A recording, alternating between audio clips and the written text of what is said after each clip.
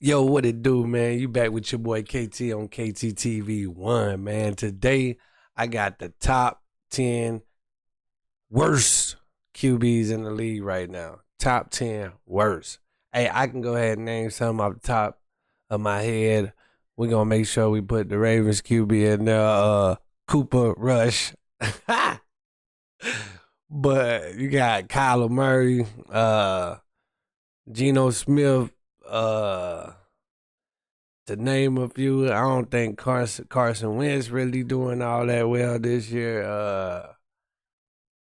Some people can correct me. Fucking Tua Tagovailoa, trash. Man, it's a few that I can name for real, for real. But let's see who they got on the top 10. This is TPS, by the way. I believe TPS. So go check them out. I think it's like, I don't know. Just go check them out.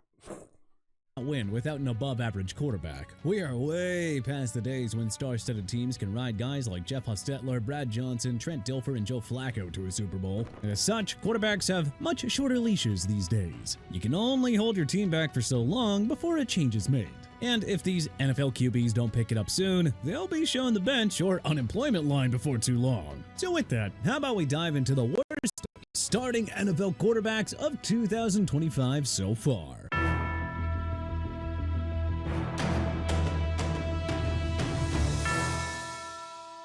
Geno Smith. The Las Vegas Raiders made three big moves in Tom Brady's first offseason as a minority owner. The first was bringing in Super Bowl winning head coach Pete Carroll. The next was trading for Pro Bowl quarterback Geno Smith. The third was using the number 6 pick. I don't know why Pete Carroll brings Geno Smith as in the case of Smith, the Raiders had to give up a third-round pick to Seattle before handing their new quarterback a 2-year extension worth $75 million. Surely Smith would be an upgrade over the likes of Jimmy Garoppolo, Gardner Minshew, and Aiden O'Connell, right? Well, you see, Smith has inexplicably been the worst quarterback the Raiders have started since, I don't know, Carson Palmer. Damn. Smith had just 6 touchdowns and 9 interceptions in his first 5 games as a Raider, dropping 4 games in a row after a superb Week 1 performance and win over the New England Patriots. Smith threw 21 picks as a rookie on the New York Jets in 2013. He's currently on pace to smash that personal best and finish with his worst passer rating since his rookie year. Then again, Smith probably isn't going to last much longer as a starter if he continues to throw more dimes to the opponent than his own players. Cam Ward. Look, we know that Ward is a rookie, but I forgot Cam Ward talking about, if you want to be real, we ass. My boy.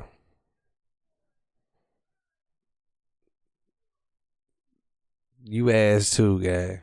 Jeez. Maybe it's a little unfair to expect Ward to wow us the way that guys like Justin Herbert, CJ Stroud, and Jaden Daniels did as a rookie, but we also didn't expect a QB with Ward's skill set to be this bad either.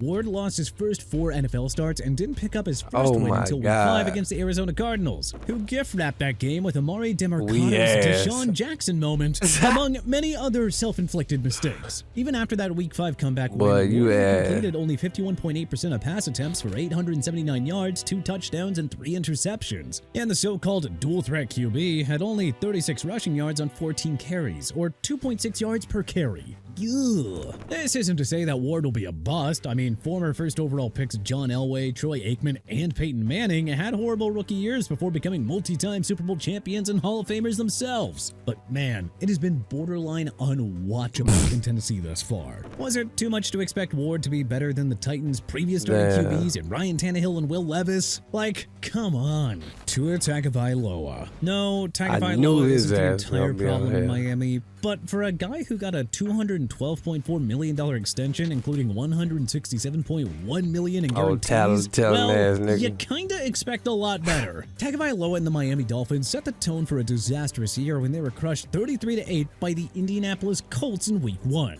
You know, the game where Tua had 1 touchdown and 3 turnovers. Just when Miami fans thought Tua was figuring it out in a Week 3 primetime game against the heavily favored Buffalo Bills, he threw a game-sealing interception with the Dolphins on the cusp of tying it up. Then he leads Miami to a much-needed win over the Jets in Week 4, only to get outdueled by Bryce Young and the lousy Carolina Panthers in a 27-24 loss. With Tyreek Hill suffering a season-ending injury against the Jets, the flaws of Tagovailoa shall be further exposed. And that is not going to be pretty because, well, his production was uninspiring as is before Hill got hurt. On to next year, we guess.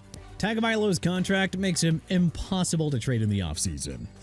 Why he show his leg like that? Ooh, wee. At least for now. Joe Flacco. Hey, you gotta give it to Flacco. If not for his Super Bowl 47.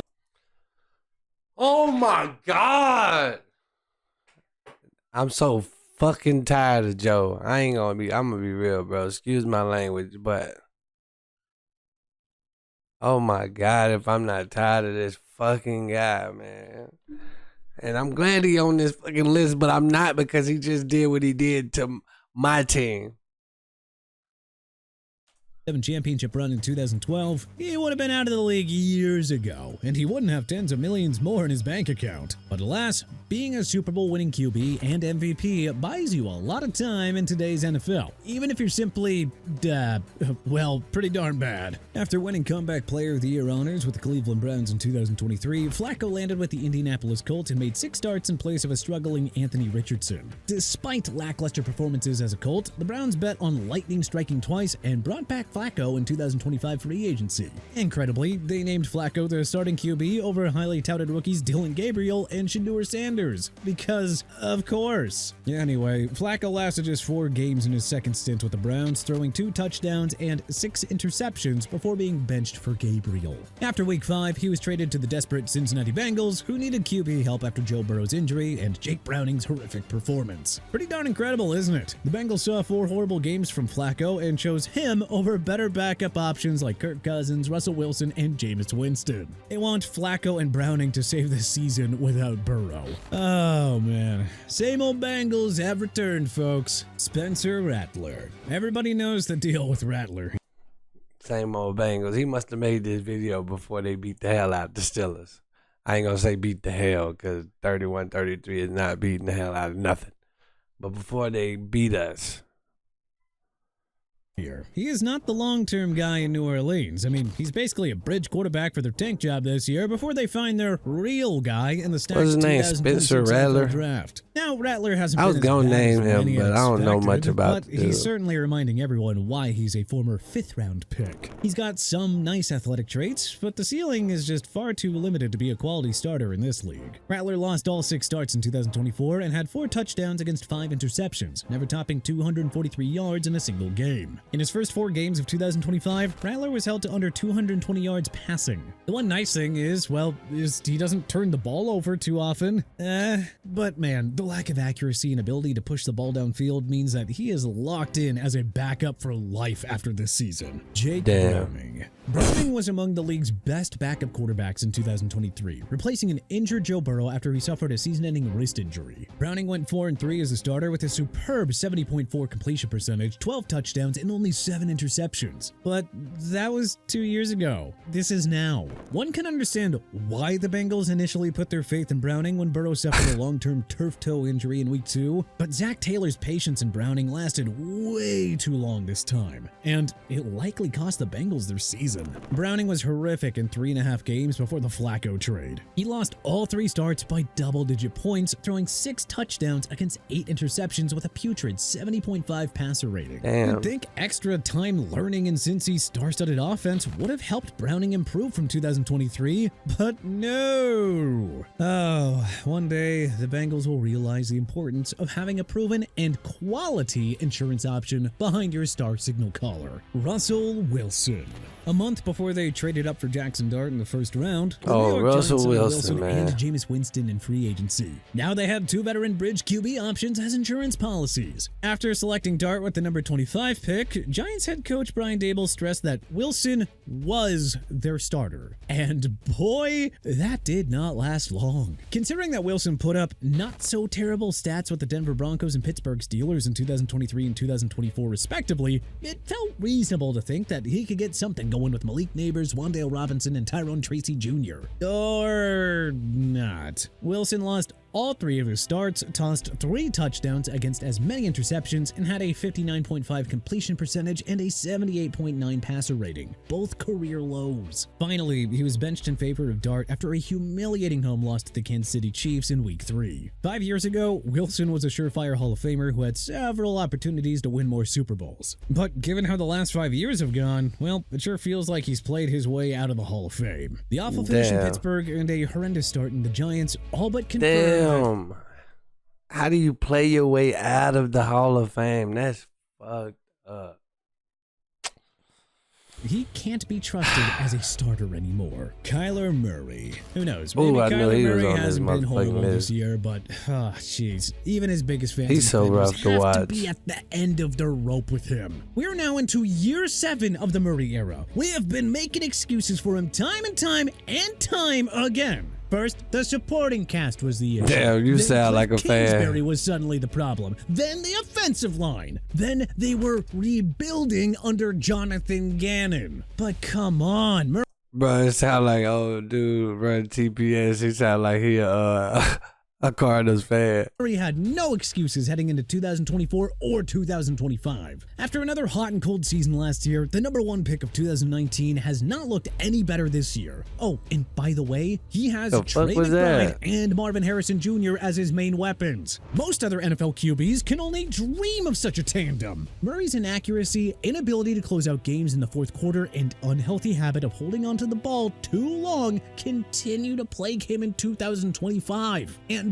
guess what? Kingsbury was fired 3 years ago. There are no more excuses. Murray isn't pushing the ball downfield or taking advantage of what the defense is giving him underneath. At some point, the Cardinals have to ask themselves if another season of Murray's mediocrity is what they really want over a long-term goal of building a sustainable winner. Michael Penix Jr. After a strong 3-game audition to close out his rookie year, Penix Jr. entered 2025 with much higher expectations as the Atlanta Falcons starting quarterback. It was fair to assume a full year of NFL experience under his belt would benefit Penix, not to mention the luxury of playing behind a top 5 offensive line with a ridiculous set of skill position guys, aka Bijan Robinson, Drake London, Darnell Mooney, and Kyle Pitts. But Penix's performance in September was so shaky that the Falcons appear hesitant to trade Kirk Cousins, despite the many QB-needy teams around the league. Clearly, Penix does not have the full confidence of his coaches. Penix Jr. had 3 touchdowns and as many picks in 4 September games, garnering a weak 61.1 grade at Pro Football Focus. If not for the luxury of being able to dump down so many passes to Bijan, Penix's stats would be much worse. So yeah, the number 8 pick of 2024 ought to step up. Unless he'd like Kirk Cousins to return the favor by replacing him as the starting QB. Bryce Young. The number 1 pick of 2023 is not playing as poorly as he did in his rookie year, but if Young doesn't turn a corner soon, it may be time for the Carolina Panthers to eye the top quarterbacks in the 2026 NFL draft class. Young was benched in favor of veteran Andy Dalton early last season. He only got his starting job back because Dalton suffered a thumb injury in a car accident. But Young finished the second half on a strong note to earn the starting job for 2025. Accuracy and brutal interceptions continue to be an issue for Young, who was held to under 160 passing yards in 3 of his 4 September starts. And his best performances, naturally, came against weaker competition in Atlanta and Miami. In regards to full-time starting quarterbacks this season, Young is still in the bottom 10. And the Panthers did him a solid by using a first-round pick on Arizona wideout Teteroa McMillan and signing former 1,000-yard rusher Rico Dowdle. The supporting cast around him has really improved. So why hasn't Young? Carolina needed him to emerge as a star by now, especially considering how much they gave up to the Chicago Bears in that ill-fated 2023 blockbuster trade. The Panthers won't admit it now, but it's impossible to imagine Bryce Young staying here in 2025 if he doesn't go beast mode down the stretch. A sad franchise like Carolina cannot afford to stay committed to a mediocre QB much longer. But who do you think is the NFL's worst starting quarterback in 2025? Let us know in the comment section below. If you like this video and learned a thing or two, then clicking the like button helps us out a ton. And you know, For real, bro. Who do y'all think is the worst quarterback in 2025, man? I think he got a good list going. And everybody got on here, I probably would have named my damn self.